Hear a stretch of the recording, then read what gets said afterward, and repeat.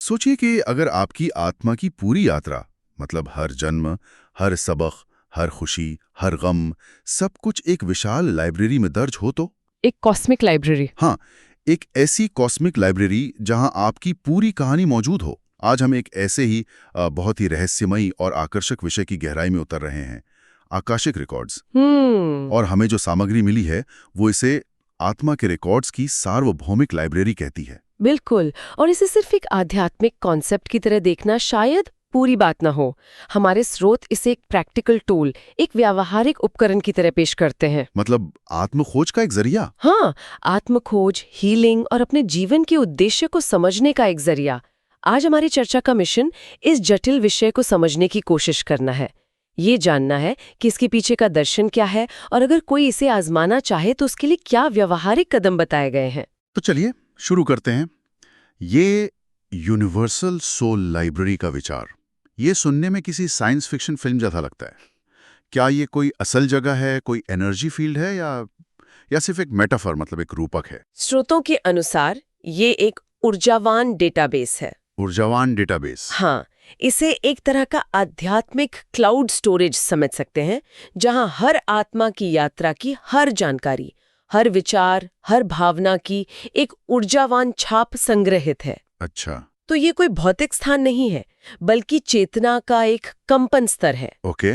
फर्क सिर्फ इतना है कि क्लाउड स्टोरेज में डेटा होता है और यहाँ जीवित ऊर्जा होती है, जो आपके अतीत, वर्तमान और भविष्य की संभावनाओं को एक साथ रखती है। यह दिलचस्प है। सामग्री कहती है कि जो लोग पहले से हीलिंग, टैरो या रेकी जैसी प्रथाओं में हैं, जी। उनके लिए ये विशेष रूप से फायदेमंद हो सकता है। पर उस व्यक्ति के लिए इसमें क्या है जो सिर्फ बौद्धिक रूप से उत्सुक है, जो शायद इन सब पर विश्वास नहीं करता लेकिन कॉन्सेप्ट को समझना चाहता है? ये एक बहुत अच्छा सवाल है। अगर हम आध्यात्मिक पहलू को एक पल के लिए अलग रखते हैं, तो इसका जो मूल सिद्धांत है वो है आत्मजागरूकता, सेल्फ अवेयरनेस।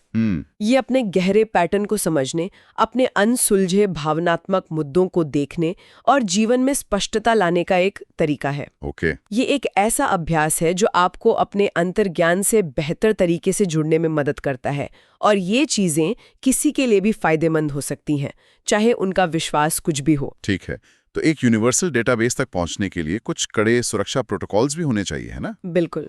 सामग्री में शुद्ध इरादे जैसी शर्तों का जिक्र है। ये सुनने में बहुत सब्जेक्टिव लगता है। इसका असल में क्या मतलब है? बिल्कुल, ये कोई पासवर्ड नहीं है, बल्कि आपकी अपनी ऊर्जा की स्थिति है। स्रोत 3 मुख्य बातों पर जोर देते हैं। पहला, शुद्ध इरादा। आप ये क्यों करना चाहते हैं? मतलब नियत क्या है? हाँ, नियत। क्या ये अहंकार को बढ़ावा देने के लिए है, भविष्य जानने के लिए, या जेन्युइनली आत्मविकास और उपचार के लिए? दूसरा, नियंत्रण की भावना का न होना। आप जानकारी को नियंत्रित नहीं कर सकते, आपको बस एक विनम्र रिसीवर बनना होता है। अच्छा। और तीसरा, इस प्रक्रिया के प्रति गहरा सम्मान। आप एक पवित्र स्थान में प्रवेश कर रहे हैं। ये बात समझ में आती है। मनोवैज्ञानिक रूप से भी देखें तो जब हम किसी काम को बिना अहंकार और शुद्ध इरादे से करते हैं, तो हमारे परिणाम बेहतर होते हैं। हम ज्यादा खुले और ग्रहणशील होते हैं। सही बात है। तो ब्रह्मांड से जुड़ने की कोशिश करने से पहले पहला कदम पृथ्वी से जुड़ना है। ये सुनने में थोड़ा विरोधाभासी लेकिन गहरा लगता है। चलिए इस ग्राउंडिंग प्रक्रिया को समझते हैं। ये सबसे महत्वपूर्ण हिस्सा है। जब आप उच्च ऊर्जावान क्षेत्रों से जुड़ने की कोशिश कर रहे हों, तो आपका स्थिर और केंद्रित होना जरूरी है। ग्राउंडिंग खुद को शांत करने और अपनी ऊर्जा को पृथ्वी से जोड़ने की एक प्रक्रिया है। ये आपको बाहरी ऊर्जाओं से प्रभावित होने से बचाता है। ओके।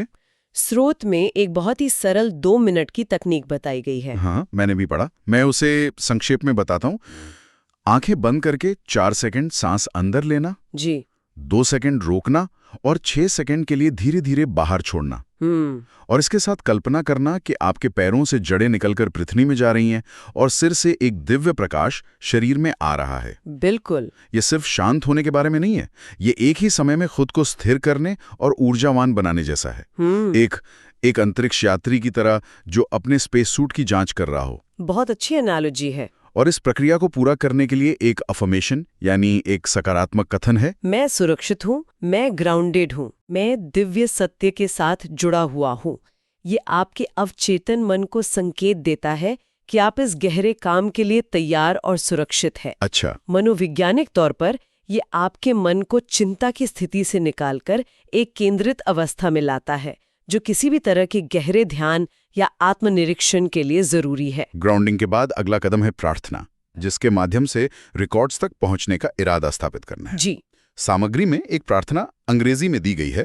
क्या भाषा का कोई विशेष महत्व है या ये किसी मंत्र की तरह है जिसका हर शब्द सटीक होना चाहिए? स्रोत बताते हैं कि भाषा से ज्यादा महत्वपूर्ण इरादा और शब्दों के पीछे की ऊर्जा है। ओके। प्रार्थना एक तरह से आपके आध्यात्मिक जीपीएस में मंजिल सेट करने जैसा है। आप घोषणा कर रहे हैं कि आपका इरादा केवल सत्य, उपचार और उच्चतम भलाई के लिए मार्गदर्शन प्राप्त करना है, न कि अहंकार या सिर्फ जिज्ञासा के लिए। बिल्कुल। प्रार्थना कुछ इस तरह है: I call upon the light of the divine source, may my soul be guided to enter the Akashic record only for truth, healing and highest good. ये अनिवार्य रूप से आपके इरादे को स्पष्ट करता है। और यहीं पर एक बहुत ही महत्वपूर्ण नैतिक नियम आता है। स्रोत इस बात पर बहुत स्पष्ट हैं कि आप किसी और के रिकॉर्ड्स को उनकी अनुमति के बिना नहीं देख सकते। हाँ, ये कोई आध्यात्मिक जासूसी नहीं है। ये बात मुझे बहुत महत्वपूर्ण लगी। बिल्कुल। ये हर व्यक्ति की निजता और स्वतंत्र इच्छा का सम्मान करने के बारे में है। हर आत्मा की अपनी यात्रा है, अपने सबक हैं और अपनी गोपनीयता है। किसी और के रिकॉर्ड्स में झांकने की कोशिश करना उनकी आध्यात्मिक निजता का उल्लंघन होगा। सही बात है। ये अभ्यास पूरी तरह से आत्मखोज के लिए है, दूसरों के बारे में जानकारी इकट्ठा करने के लिए नहीं। तो ग्राउंडिंग आपको स्थिर करती है, प्रार्थना आपका इरादा तय करती है, लेकिन सामग्री में एक और परत का उल्लेख है, एक लाइट शील्ड की कल्पना करना। हाँ, ये किसी फैंटेसी फिल्म के सीन जैसा लगता है। ये आपको किससे बचाता है? हाँ, नाम नाटकीय लग सकता है, लेकिन इसका कॉन्सेप्ट बहुत व्यवहारिक है। ये किसी बाहरी बुरी शक्ति से बचाने के बारे में कम और अपनी ऊर्जा को बाहरी शोर से बचाने के बारे में ज्यादा है। बाहरी शोर जैसे? ये शोर आपके अपने संदेह, डर या दिन प्रतिदिन की चिंताएं भी हो सकती हैं। ये अपने चारों ओर एक दिव्य सुनहरे प्रकाश की कल्पना करने जैसा है। अच्छा। मनोवैज्ञानिक रूप से ये एक शक्तिशाली फोकसिंग टेक्निक है। आप अपने मन को ये निर्देश दे रहे हैं कि वो केवल सकारात्मक और प्रासंगिक जानकारी पर ध्यान केंद्रित करे और बाकी सब कुछ बाहर रखे। मतलब एक तरह की नॉइज कैंसलिंग हेडफोन की तरह। हाँ, बिल्कुल। ध्यान के लिए नॉइज कैंसिल करने वाले हेडफोन्स। इसके बाद एक उन्नत प्रार्थना भी है जो हिंदी में दी गई है। हे दिव्य प्रकाश और ब्रह्मांड की पवित्र ऊर्जा, मुझे मेरे आत्मिक सत्य तक ले चलो। यह प्रार्थना सुरक्षा और केवल प्रासंगिक संदेश प्राप्त करने पर जोर देती है। इसमें यह स्पष्ट किया गया है कि जो संदेश मेरे लिए है वही मुझे मिले। हाँ, ये इरादे को और भी ज्यादा सटीक बनाता है। और जब कोई इस प्रक्रिया से गुजरता है तो अनुभव बहुत अलग अलग हो सकते हैं। ये समझना जरूरी है कि हर किसी को अपने पिछले जन्म की कोई फिल्म नहीं दिखाई देगी। तो इसका मतलब यह है कि अनुभव बहुत सूक्ष्म हो सकता है। बिल्कुल। किसी को माथे के बीच में हल्का कंपन या दबाव महसूस हो सकता है, तीसरे नेत्र पर। हाँ, किसी को बंद आंखों के सामने रंग या रोशनी दिख सकती है, या कुछ लोगों को बस एक गहरी शांति और जानने की भावना महसूस हो सकती है। तो फिर व्याख्या बहुत महत्वपूर्ण हो जाती है ना? कोई कैसे जानेगा कि ये एक दिव्य संदेश है या सिर्फ रात के खाने में खाया हुआ भारी खाना? यह एक बहुत ही जायज सवाल है। इसका जवाब है अभ्यास और विवेक। ये समय के साथ अपनी अंतर्ज्ञान की भाषा सीखने जैसा है। अच्छा। इसीलिए स्रोत एक जर्नल रखने पर बहुत जोर देते हैं। जो भी विचार, चित्र, भावनाएं या शब्द मन में आते हैं, उन्हें बिना जज किए लिख लें। ओके।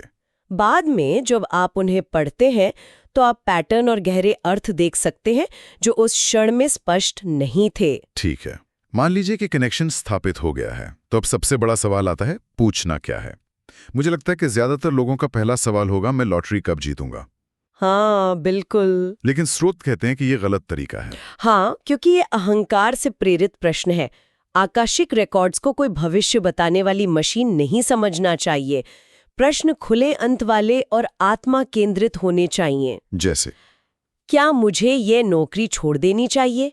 जैसे हाँ या ना वाले सवाल के बजाय एक बेहतर सवाल होगा, मेरे करियर का अगला कदम क्या होना चाहिए जो मेरी आत्मा के विकास के लिए सबसे अच्छा हो?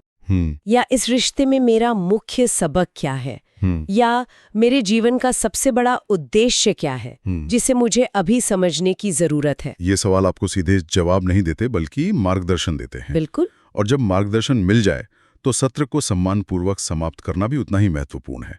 सामग्री में एक समापन प्रार्थना पर बहुत जोर दिया गया है। ऐसा क्यों? क्या आप बस उठकर नहीं जा सकते? नहीं, ये ऊर्जावान शिष्टाचार और सम्मान दिखाने का एक तरीका है। अच्छा। आपने एक पवित्र स्थान में प्रवेश किया, मार्गदर्शन प्राप्त किया और अब आप सम्मानपूर्वक बाहर निकल रहे हैं। मतलब दरवाजा बंद करना जरूरी है। हाँ, आकाशिक रिकॉर्ड्स के संरक्षकों, अपने मार्गदर्शकों और दिव्य स्रोत को धन्यवाद देना और प्रेम और कृतज्ञता के साथ सत्र को बंद करना, ये ऊर्जावान रूप से दरवाजा बंद करने जैसा है, ताकि आप उस उच्च ऊर्जा क्षेत्र से ठीक से डिस्कनेक्ट हो जाएं और अपनी सामान्य चेतना में पूरी तरह से वापस आ सकें। ये एक सत्र को अधूरा छोड़ने से बचाता है। जी। सामग्री में कुछ अतिरिक्त व्यवहारिक उपकरण भी बताए गए हैं, जैसे क्रिस्टल और विशिष्ट साउंड फ्रीक्वेंसी। हाँ। चलिए इन फ्रीक्वेंसी पर बात करते हैं। 432 हर्ट्ज, 528 हर्ट्ज, ये वो जगह है जहां एक संशयवादी व्यक्ति की दिलचस्पी बढ़ सकती है। हाँ। इन चमत्कारी स्वरों के पीछे क्या विज्ञान है? ये एक बेहतरीन सवाल है। इन्हें सोल्फेगियो फ्रीक्वेंसी भी कहा जाता है। स्रोत बताते हैं कि इनके विशिष्ट प्रभाव होते हैं। जैसे 432 हर्ट्ज को ब्रह्मांड की प्राकृतिक धुन माना जाता है, जो मन को शांत करती है। ओके। और 528 हर्ट्ज को प्रेम आवृत्ति कहा जाता है। अब इन विशिष्ट दावों के लिए ठोस वैज्ञानिक प्रमाण वो बहस का विषय है। लेकिन इसके पीछे का सिद्धांत कि ध्वनि हमारे मानसिक और भावनात्मक स्थिति को प्रभावित करती है, ये अच्छी तरह से स्थापित है। सही है। फिल्मों का बैकग्राउंड स्कोर इसका सबसे बड़ा उदाहरण है। बिल्कुल। वो आपके इमोशंस को कैसे कंट्रोल करता है।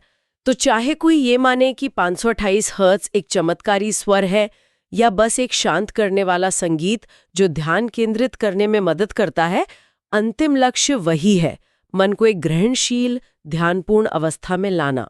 तो आज हमने आकाशिक रिकॉर्ड्स की एक अविश्वसनीय यात्रा की। हमने इसे एक कॉस्मिक लाइब्रेरी के रूप में समझा। इसे एक्सेस करने के लिए जरूरी मानसिक तैयारी यानी ग्राउंडिंग और शुद्ध इरादे को जाना और सही सवाल पूछने की कला को भी छुआ। मेरे लिए सबसे बड़ा टेक अवे सिर्फ ये स्टेप्स नहीं है, बल्कि इनके पीछे का दर्शन है। क्या? कि हर चीज गहरे सम्मान और स्पष्ट इरादे से शुरू होती है। बिल्कुल। स्रोत में दिए गए कदम एक स्पष्ट रोड मैप प्रदान करते हैं, लेकिन ये एक तकनीकी प्रक्रिया से कहीं ज्यादा है। ये आत्म अन्वेषण का एक गहरा अभ्यास है और ये हमें उन उन्नत विषयों की ओर ले जाता है जिनका स्रोत केवल संकेत देते हैं। सही कहा। वे पास्ट लाइफ एक्सेस और सोल कॉन्ट्रैक्ट डिकोडिंग जैसी चीजों का उल्लेख करते हैं, जिसका जहां तक मुझे समझ आया मतलब ये है कि इस जीवन में आने से पहले आपकी आत्मा ने अपने लिए क्या लक्ष्य या सबक निर्धारित किए थे, उन्हें समझना। जी। और ये हमें एक बहुत ही गहरे सवाल पर लाकर छोड़ देता है, जिस पर श्रोता खुद विचार कर सकते हैं। बताइए, अगर किसी को अपनी आत्मा की यात्रा के उस ब्लूप्रिंट तक पहुंच मिल जाए, अगर किसी को पता चले कि उसके पिछले जन्मों के पैटर्न्स, शायद कोई अकारण भय या रिश्तों में बार बार आने वाली कोई समस्या आज भी उसे प्रभावित कर रहे हैं, तो क्या ये ज्ञान उसे अपने वर्तमान को बदलने के लिए सशक्त करेगा या यह उसे एक पूर्व निर्धारित भाग्य की तरह महसूस होगा? वाह। इस सवाल का जवाब शायद अपने आप में एक और गहरी खोज है।